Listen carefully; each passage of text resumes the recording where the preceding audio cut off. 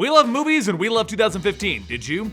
Today I'm going to explain to you why superhero movies will never ever end and franchises are now our life. Because trust me, this information that I found is a tad bit interesting.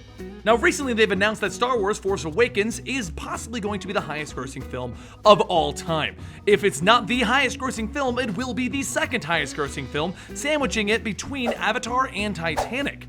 That's why I decided to do a little bit more research to discover why and how Star Wars of all movies is going to be the highest grossing film of all time, and what other movies are on that list.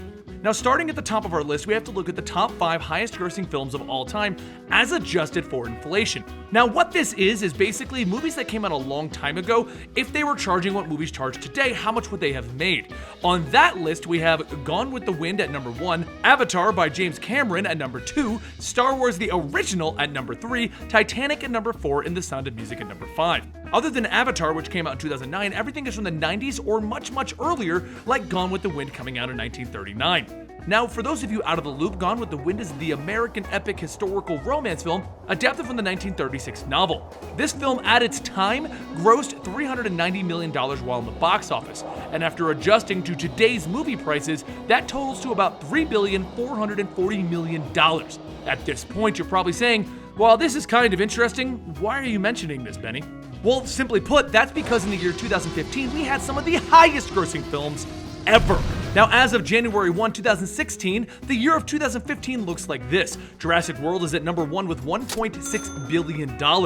Star Wars The Force Awakens is at $1.5 billion. Furious 7 of all movies is at $1.5 billion. Avengers Age of Ultron is at $1.4 billion. And Minions is at $1.1 billion. So this actually places Jurassic World and Star Wars The Force Awakens on the highest grossing films ever list if you don't adjust for inflation. Now keep in mind, this is as of January 1st, but as of January 1st, the list reads, number 1 is Avatar, number 2 is Titanic, number 3 is Jurassic World, and number 4 is Star Wars The Force Awakens, and number 5 is the original Avengers movie. Now keep in mind, this is as of January 1st, and for those of you wondering, Furious 7 is number 6 in the highest grossing films ever, and Avengers Age of Ultron is actually number 7, which puts 2 of the Avengers movies on the highest grossing films ever list. So what I'm getting at is simple. Regardless of people liking or disliking all of these superhero movies, and for the record, we here at Comics TV love them, and regardless of people complaining that there are just too many and they just can't watch them, and regardless of people stating things like Jurassic World is bad or Furious 7 is just too much broism, we are going to have these films forever. It's because they make a lot of money. Now this might not be new knowledge to you, or maybe it is, but the simple fact of the matter is, we as a culture enjoy things that we're comfortable with, which is why, as of the middle of January, Star Wars is already at least number 2 on the highest grossing films ever, with a potential to take number 1. It's because we recognize the characters in the franchise of Star Wars. When you go into a Star Wars movie, you know what you're going to get. Space action, lightsabers, the dark side, the light side, the battle. The same thing with the Avengers. When you go into the Avengers, you know you're going to get a bunch of Avengers and superheroes teaming up and defeating some big bad awesome baddie. And while it might not be the greatest film you've ever seen in your life, you're going to be pretty satisfied with what you get unless they start putting them in some weird outfits and having them run around doing crazy things.